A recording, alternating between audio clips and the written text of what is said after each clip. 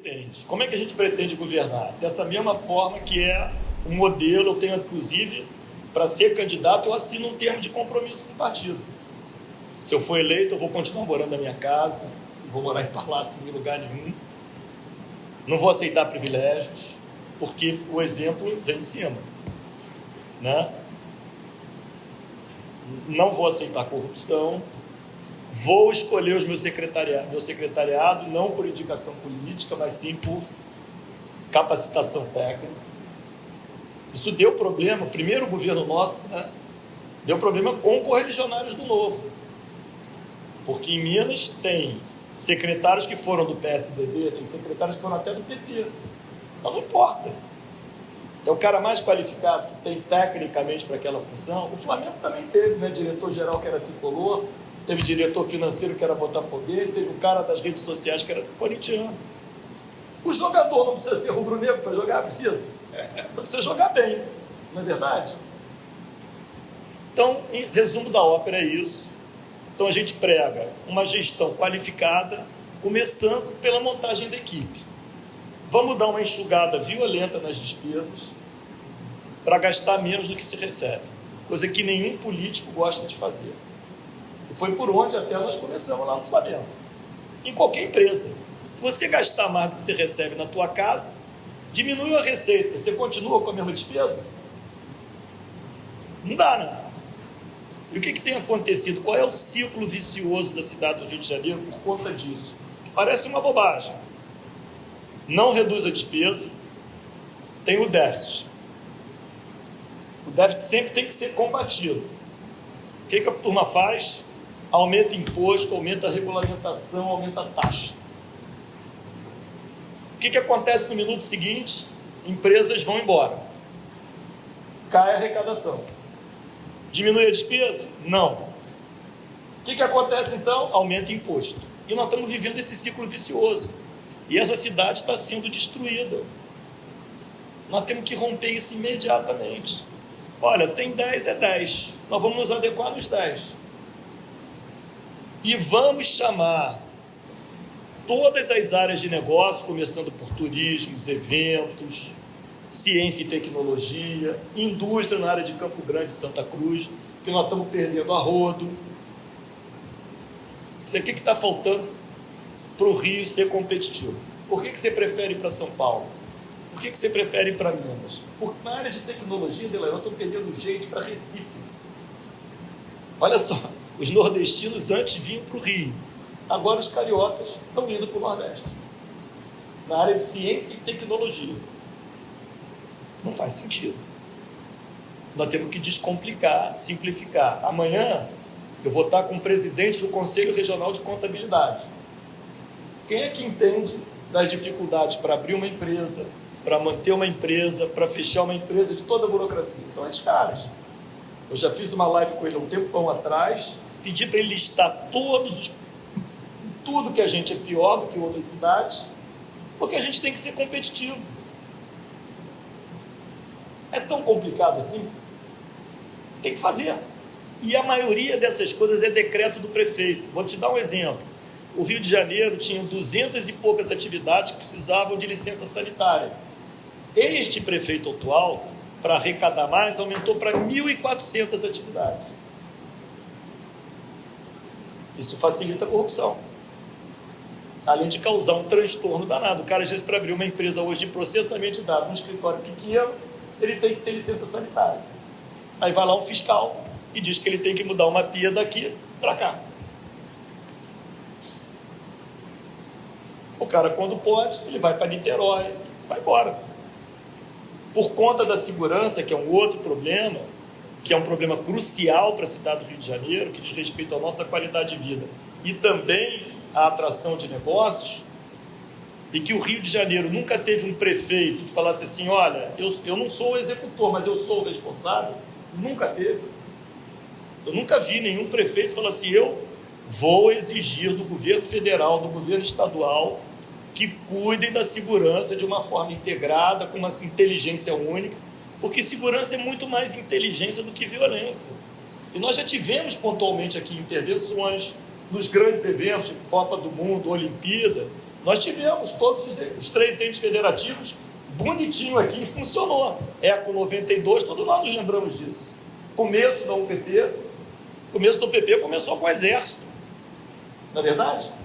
Agora, cadê o prefeito? O prefeito como gestor, cuidando do que é prioritário. Desenvolver negócios, desenvolver futuro para essa cidade. Aí depois vem saúde, segurança, saúde, educação, mobilidade, que está falando, saneamento, que é um outro problema que o prefeito também não toma o problema para ele há anos e anos e anos.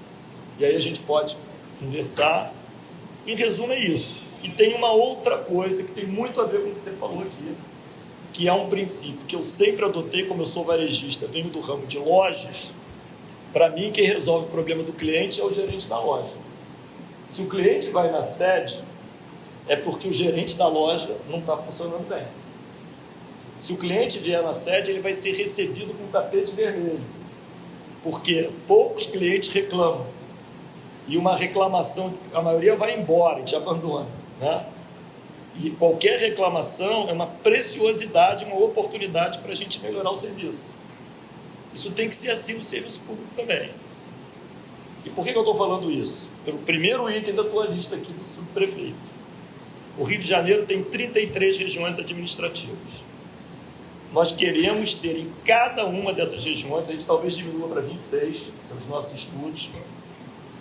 Nós pretendemos ter no máximo 10 secretarias, mas ter essa estrutura das regiões administrativas e subprefeituras, que na verdade o subprefeito é um supervisor dessas regiões administrativas.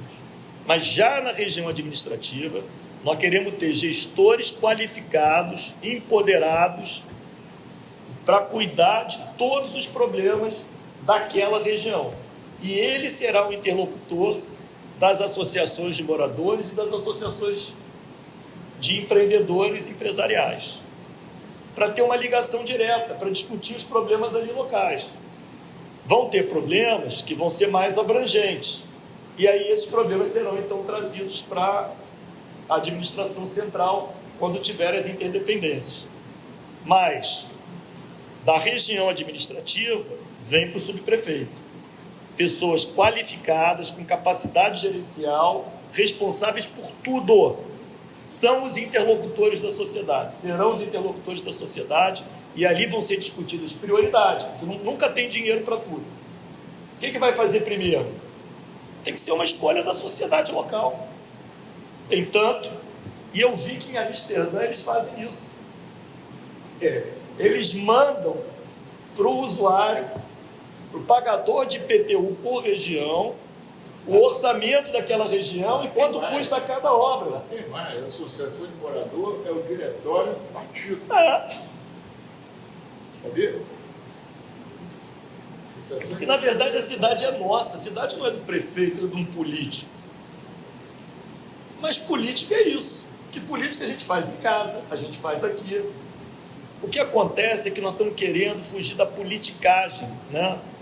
Do ranço que esse negócio virou. Então, assim, o meu propósito de estar aqui nisso é dar um exemplo, é participar, é abrir essa possibilidade, é descentralizar. Eu acredito muito que com uma descentralização de fato a gente vai formar novas lideranças, as pessoas têm que ter capacidade gerencial, mas vão ter metas, vão ter objetivos claros, vai ter acompanhamento, sistemática de administração, normal. Se não tiver conseguindo ter resultado, tá? Ou precisa ser treinado, e se estiver sendo treinado e não estiver aprendendo, tem que ser substituído. Está no lugar errado. Simples assim. Não é porque é ruim para aquilo, não é ruim a pessoa, é ruim para aquilo, vamos trocar. Agora, no caso, excelente. Esse é o modelo que todo mundo quer, né? Sem a politicagem. Como é que você, como prefeito, vai agir diante da política da Câmara dos Vereadores? Você não teme encontrar barreira ali dentro da Câmara dos Vereadores para poder empregar fulano, ciclano, querer uma secretaria, A, B ou C para apoiar os seus projetos? Olha só, certeza que vai ter problema pra caramba, certeza absoluta. Porque isso aí, pô. Agora, na minha vida, né, e graças a Deus, o Partido Novo já conseguiu eleger um governador em Minas Gerais. Né, e eu acompanhei o começo do governo. Né? O Zema, inclusive, dá depoimentos, assim, me agradecendo, porque eu praticamente me mudei para lá, na transição, e acompanhei o governo até, sei lá, abril, mais ou menos, foi quando eu saí do partido, na verdade, em maio. Até maio, eu fazia parte de um conselho do governo de Minas Gerais. Íamos lá, eu, que era o diretor-geral do partido, e João Amoedo, que era o presidente do partido. Então, eu acompanhei bem. O que acontecia? Aí, assim, e aí eu vou responder a tua pergunta, também fazendo algumas perguntas. Que eu sempre busco, primeiro, olhar o objetivo, para depois olhar a dificuldade. Porque muitas vezes, quando a gente fica olhando a dificuldade, a gente perde o objetivo. Né? Dificuldade é algo a ser superado.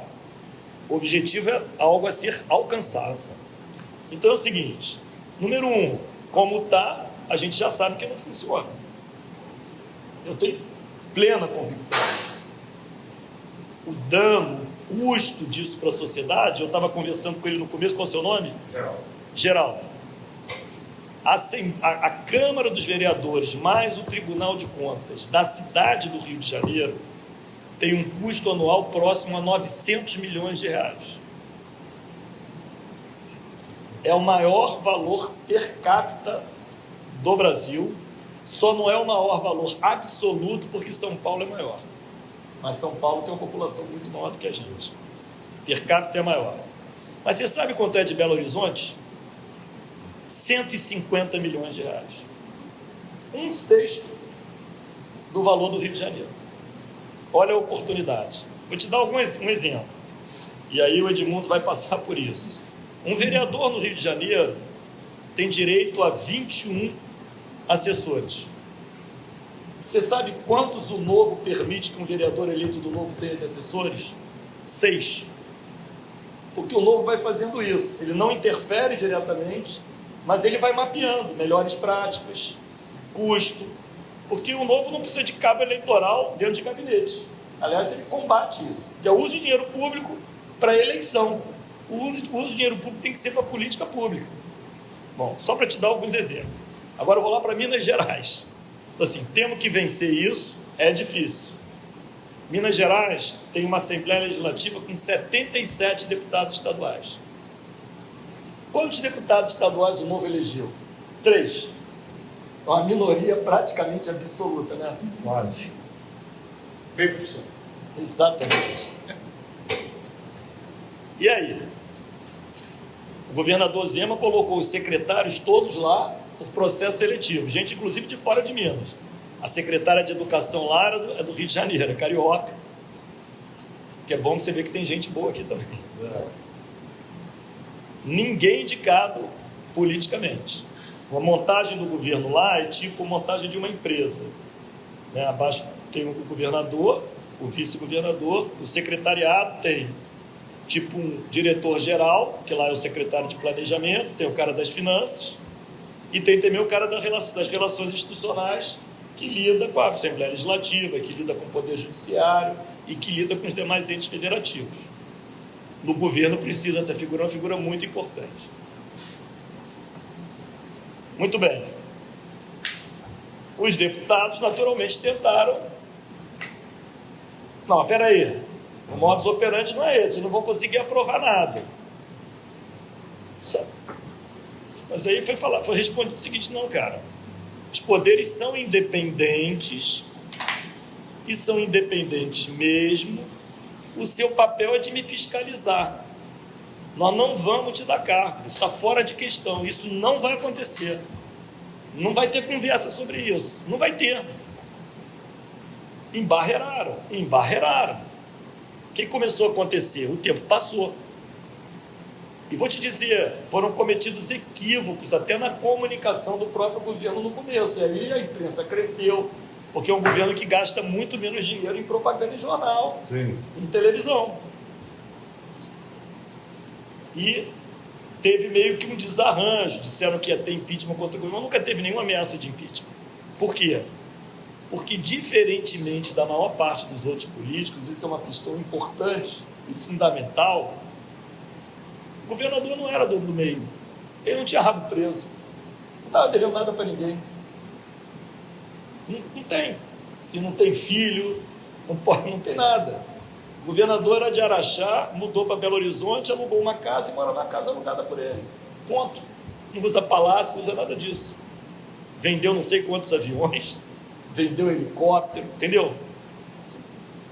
E o governador também, ele não abandonou a política, a boa política, a política republicana. É o seguinte, você foi eleito deputado, você é um real representante dos seus eleitores. Isso é democracia. Ninguém aqui está contestando a sua legitimidade, pelo contrário.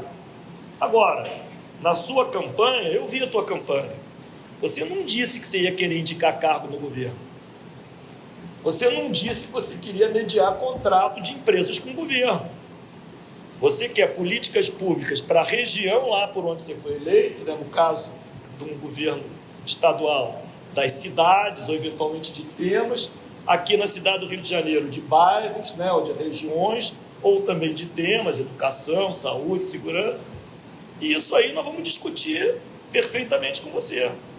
E as políticas públicas que nós discutimos com você e que entrarem no programa do governo de execução, porque você que aprova o orçamento, você vai poder fiscalizar. Você não estando envolvido na execução, você fica muito mais à vontade de jogar tinta no que a gente estiver fazendo, nenhum problema. E outra coisa, aquilo que estiver funcionando, eu vou dar crédito a você, porque você exigiu que tivesse no programa. E essa é a política. Não é que não se faz política. Se quer fazer a ponte lá na tua cidade, eu vou ajudar a fazer. E isso aconteceu. Então, o governador Zema, há pouco tempo atrás, eu acho que uns 2 meses, 3 meses, ele deu uma entrevista ali na Globo News, ele elogiou 2 deputados do PT. Eu recebi uma reclamação, né, porque como eu sou candidato novo, qualquer coisinha que acontece no novo, vem lá um cara, porra, mas também o novo, não sei o quê. Em Teófilo Otoni teriam mandado respiradores inoperantes para lá. Aí eu mandei um zap, como eu conheço o secretário. Foi o Crivella que mandou para lá. Não foi o caso. Aí eu mandei um zap lá, veio um filme até, porque não foi para mim que o filme foi feito. Naturalmente, aquele assunto já estava de um secretário de governo lá, que é esse que faz a coordenação política, respondendo. Falou, olha, os respiradores que foram para Teófilo Otoni, eles foram sim recuperados pela Polícia Militar, todos estão funcionando, não são os novos, isso aí foi agosto, sei lá, os novos só vão chegar em setembro, outubro. Nós fomos lá entregar, eu, o governador e o deputado ABC. Nenhum desses deputados ABC era do Novo. Entendeu? Ou seja, é política Correto. com políticas públicas em benefício da população. E na medida em que você comunica isso, e aí você, quem está no executivo tem esse poder da comunicação, a população percebe. E o político que quer ser eleito e reeleito, ele começa a ver o seguinte, eu tenho um benefício aqui. E outra coisa, uma terceira coisa, com o nosso tipo de perfil, a gente diz não quando não dá para fazer. Mas o nosso sim é um sim para valer. O nosso sim, ele é firme.